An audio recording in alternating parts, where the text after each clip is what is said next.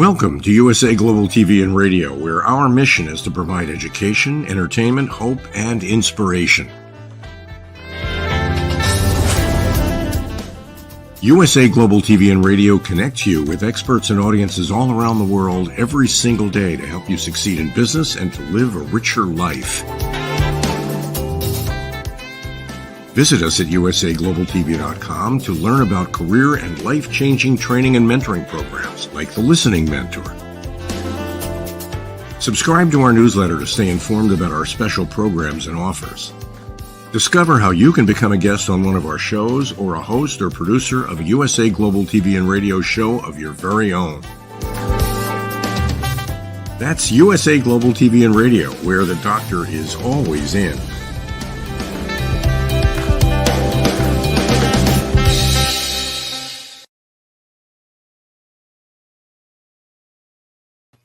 Howdy, y'all. Red.olaughlin.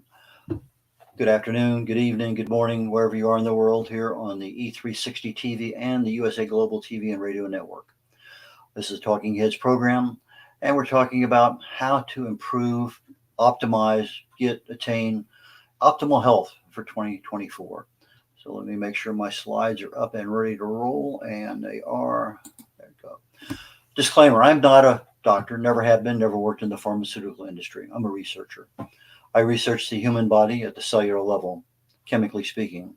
I look for cause and effect relationships.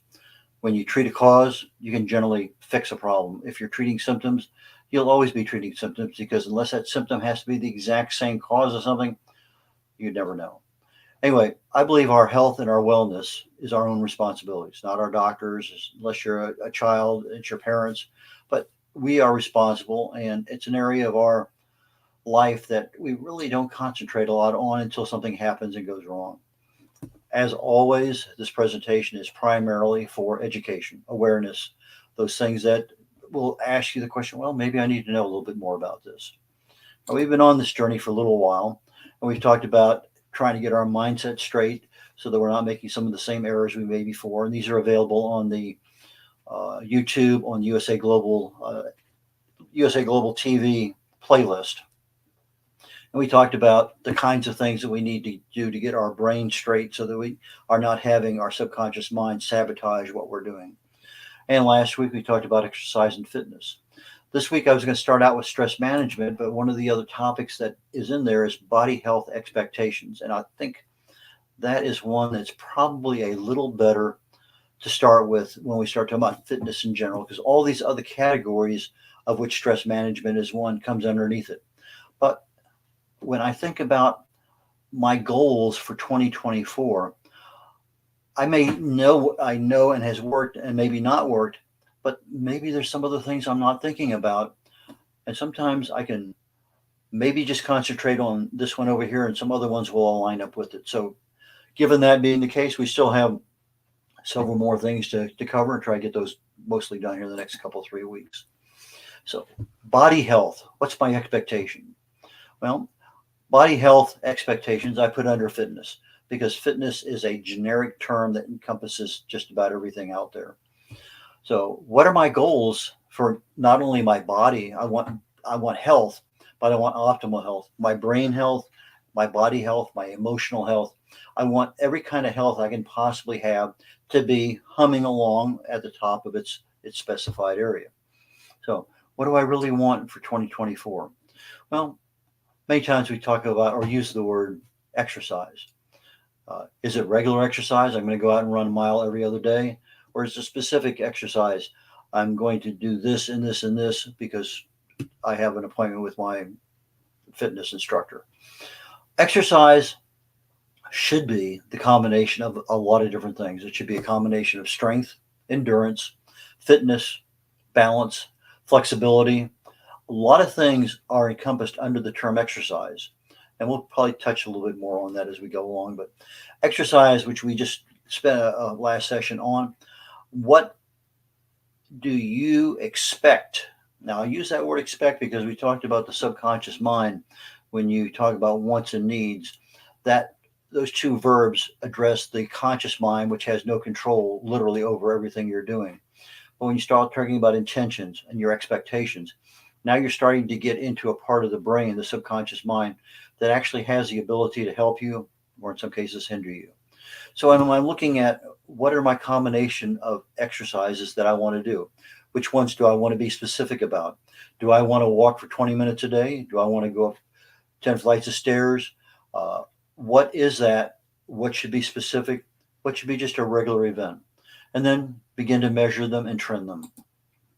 So if I'm looking at a balanced diet, I want balance across 30 plus nutrients. I want all the fruits, and I'm not a fruits, but all the vitamins and nutrients, but I also have amino acids. And I have other uh, phytonutrients out there that are really and truly something our body needs on a daily basis.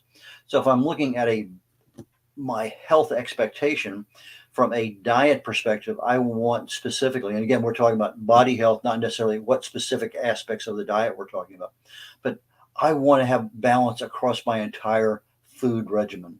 What are they? Where do you get them from?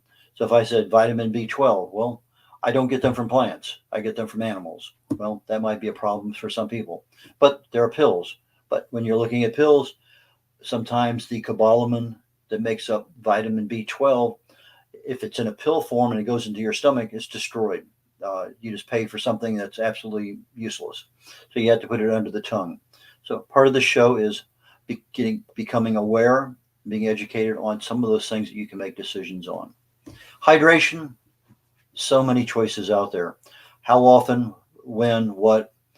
But again, hydration is an expectation. I want to be able to say, first thing in the morning I get up, go to the bathroom, I need to replace some of the body fluids that I lost through respiration and lost through going to the bathroom. And water is one of the best things to get your body started. So big glass, 8, 12, 10 ounces, whatever it may happen to be, first thing in the morning. And then as you're going through the day, what are you hydrating yourself with? Coffee, tea, Cokes, whatever it may happen to be. Well, hydration is water. We're start talking about the coffee and other things that have caffeine and maybe sugar and maybe milk or some other kind of fat in there. Hydration, we really need to be very, very specific about its water. Now, if you have a unsweetened tea, probably pretty close. Get a lot of benefits out of some of the parts of the tea, but try not to add the extra things in there, sugar, milk, whatever it may happen to be. Quality sleep, again, a major, major, major critical body health expectation. I expect that I'm going to get a good night's sleep every night. During our sleep, we've gone through this before, our body repairs itself. A lot of functions occur during sleep, but you have to get into that first area of sleep. You get generally about 90-minute segments of your sleep, and they repeat and repeat and repeat. But that first section of that 90 minutes is where a lot of the body repair goes on. What stops you from sleeping? Eating late at night, alcohol, stress, a lot of things. Let's talk about what are we going to measure? What's important to us? I have a scale that I can stand on, bare feet, and on my phone, it measures almost 15 different aspects. It sends an electrical voltage up one side of my body and receives it down the other side, and it measures this and that and whatever. But it's just not a scale for pounds.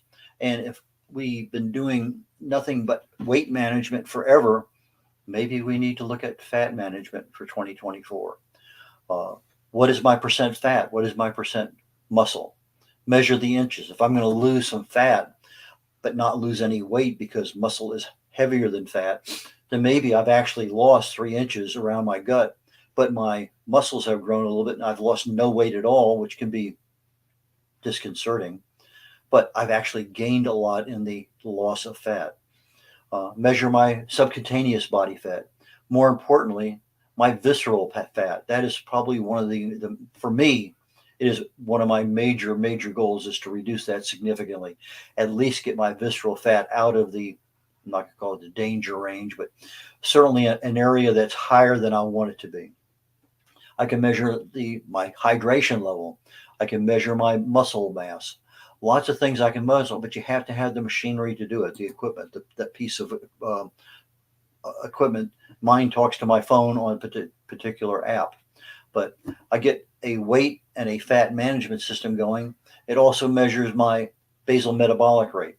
If my basal metabolic rate is going down with my weight loss, then I'm going to have an expectation that I'm not going to lose fat as quickly as I did before. My machine also happens to measure body age. It's measuring me a little older than I am. Another thing to look at from a body health expectation, I think is very important, is your resting heart rate. You get up in the morning, mine's in the 50s. During the day, it gets into the 60s. If I'm doing something, it'll jump up in the 80s. But my resting heart rate is very important. I used to be a runner at one point in time, and that was a major, not my resting heart rate, but my recuperative heart rate.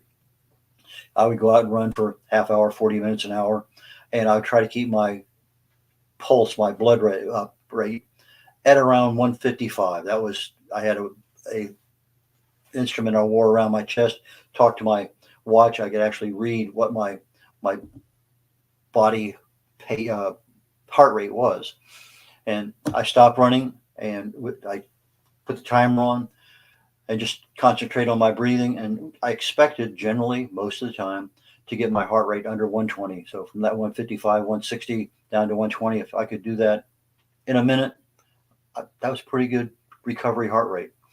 Blood pressure, again, something fairly easy to measure. Now, I'm going to caution people, for whatever reason, it seems like a lot of doctors, a lot of industries love body mass index. When body mass, the BMI, was created, it was for populations, for being able to study one population against another. It was never intended for an insurance company to measure you as an individual or for your doctor to measure you as an individual. Yeah, it kind of gives you an indication, but let's say your body mass index is high. Well, is it higher than a lineman for the Professional Football League? Is it higher than another population of athletes? So there are so many things that can throw off a BMI that, to me, I don't consider to be a really good measure of any kind of health. Yes, it's okay to know it, but I wouldn't use it as a regular measuring thing. So the equipment for me happens to be a scale. I bought, I'm going to say right around $20, and I've had it now for a better part of the pandemic. I find it to be a very, very useful thing.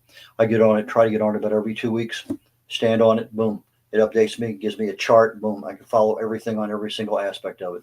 And there's a dozen plus things it's measuring. Okay. Another optimal health journey with regard to our body health, something we don't think about as often, our oral health, our teeth. Is that something that most of the time, yeah, people do their teeth, but getting your teeth cleaned, seeing the dentist, is that something that we do? Are there other things flossing, there are other things that might be in there. But oral health should be part of your expectation. Yeah, I'm brushing my teeth every day, but just like an annual exam with my doctor for my physical health, I ought to have an annual exam for my oral health. If your insurance policy pays to have your teeth cleaned twice in a year time frame, and most of them do, then that's a good way to make it happen. Go in there, get your x-rays done, get your teeth cleaned, and get ahead of the schedule. There may be some things that are fairly easy. There was this major trend here a few years ago, 10,000 steps a day. And they would have a pedometer, they would have their watch, they would have their phone, and they would measure how many flights of stairs they went up. They would measure how many steps they took on a daily basis. And it's important. I guess about 5,000 steps equals a mile, roughly speaking. It depends. When my wife and I were doing the Camino de Santiago, we were walking around 18, 20 miles a day, and we were doing around 40,000 steps a day. So I think that but we were also going uphill and downhill a lot. But if one of your expectations is, I want to take a look at my weekly step count, not something on a daily basis because life gets in the way. But if I want to do average 5,000 steps a day per week, then let's take a look at it. Let's track it. Do you have your regular checkups? Are they on an annual basis? My wife and myself, we both have a 6-month setup on just about everyone, our dermatologist, our cardiologist, every ologist out there, because you go in there, they do a quick look at you. They may take some blood. They may do another test, whatever it may happen to be. But get yourself regularly checked. I've mentioned many, many times, I have not missed an annual physical since 1968. 31 of them happened to be aviation physicals when I was flying in the Navy. But I think it's extremely important. You got to know where you are in order to make a decision as to where you're going, and then have some level of being able to track or trend yourself getting there. Stress management. That's going to be a major topic for later, so I'm just going to make it right now. Yeah, there should be something you do daily, whether it's breathing exercises, exercise. There's so many things you can do.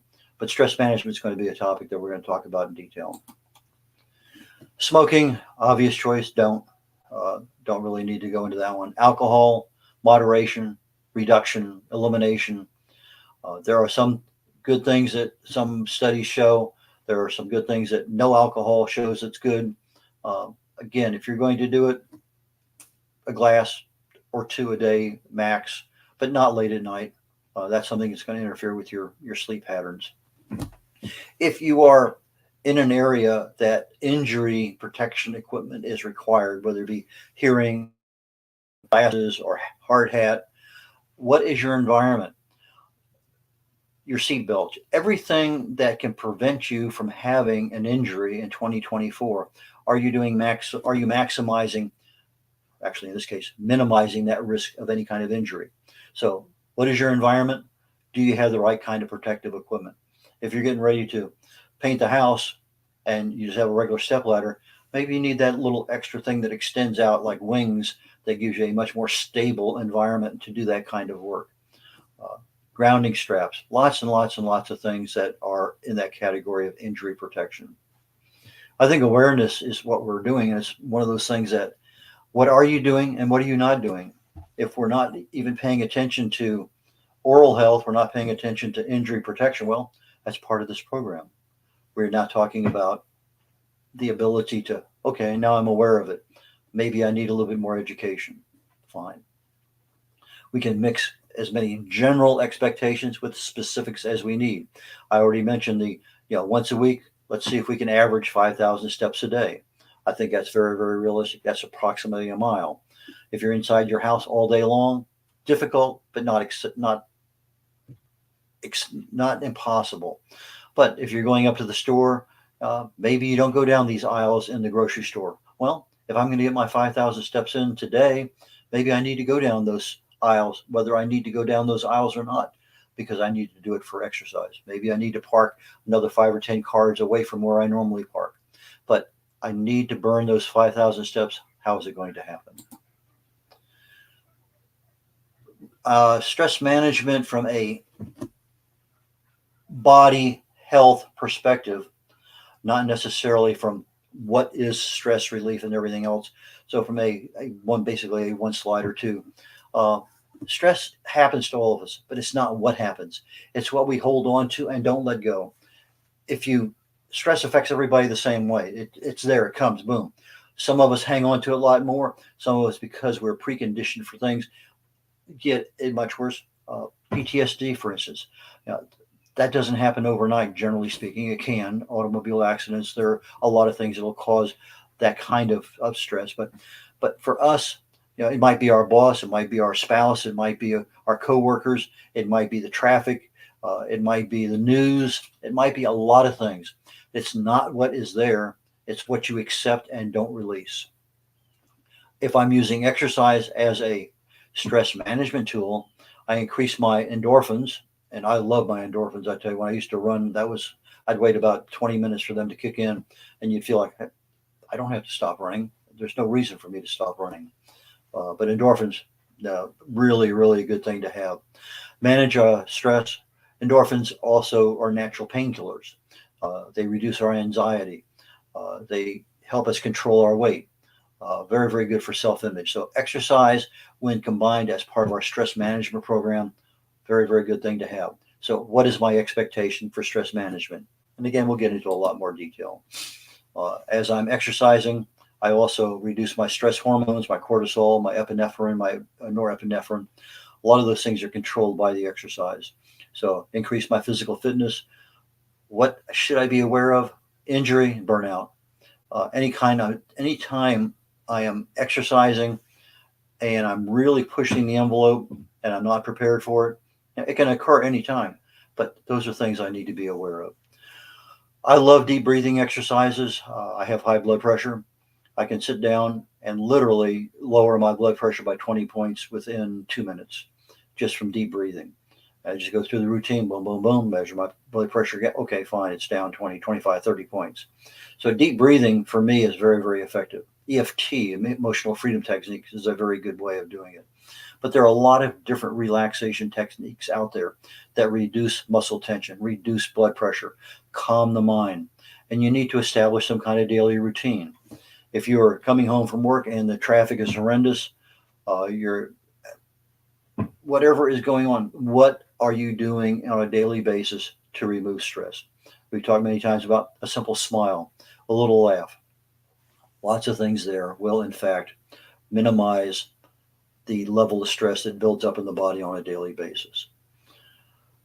Quality sleep, probably the number one, to me, quality sleep is probably the number one health thing that if you had to pay attention to anything first, diet, exercise, quality sleep is going to come before those because that's the one that restores all the energy in the body. It enhances your mood, supports your cognitive functions. It's I can't say enough for good quality sleep. There's just so many things there. Our diet is connected with stress. We have when you're out of balance with your nutrition and you got too many sugars, not enough of this, all these things kind of just go out of our world. So I want to look at stress and my diet because they're connected. So as I'm looking at my stress management, am I also trying to manage my diet at the same time? So I want balanced nutrition within the sphere of what I'm looking at. It's going to stabilize my blood sugar. It's also going to minimize those opportunity for poor food choices. And it's not so much the poor food choice. We can deal with a baked potato or a big dish of Mexican food or pasta or half a dozen other things, but not every single day, not every single time you have a meal. Those things have a tendency to add up. Maybe not this year, maybe not next year, but over time, the weight's going to go on, blood pressure is going to go up, a lot of other health risks are going to increase. But one of the ones that we can control is what do we put into our mouth. That food interfaces with the gut microbiome, and that is where our outside environment meets our internal environment, and that is where if good health is practiced or you make it happen properly, now you actually have some control over what's going on because as the food goes in, you got the fiber, you got the minerals, you got the vitamins, you got the amino acids. You have the things that you need in your gut in order to talk properly to your brain, to get things going, to get the energy. But that is really where the rubber meets the road, so to speak. That outside environment of the food that meets the internal digestive processes. Socialize. Too many articles I've seen recently where they're saying, you want to live longer, you want to live healthier, you need to socialize.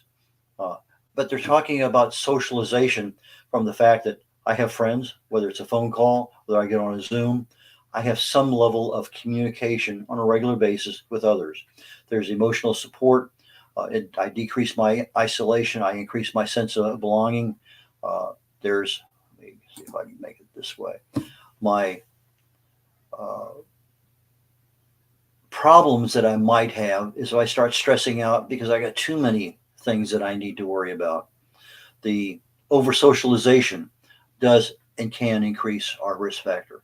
But it's one of those things that you're going to find out that people who are living into their 90s probably have a much wider social schedule than people that are much at risk 10, 20, 30 years younger than them.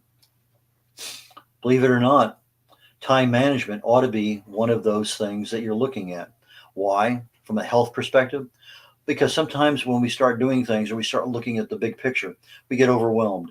So if I have time management and I'm controlling my time, I can improve okay, the alarm just went off, boom, I'm done with that one, or I will be in 30 seconds, let me wrap it up.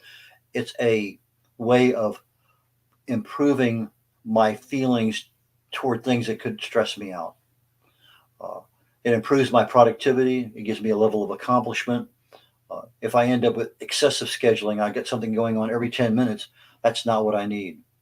I need something that's going to control my stress. So that's something to be aware of. Leisure activities, they act as distractions. It fosters creativity, increases relaxation, a lot of things in that particular regard. Let's see what we got here. I think I'm going to leave everything right now. We're going to pick up cognitive behavioral therapy, CBT, in our next session. So now let me go to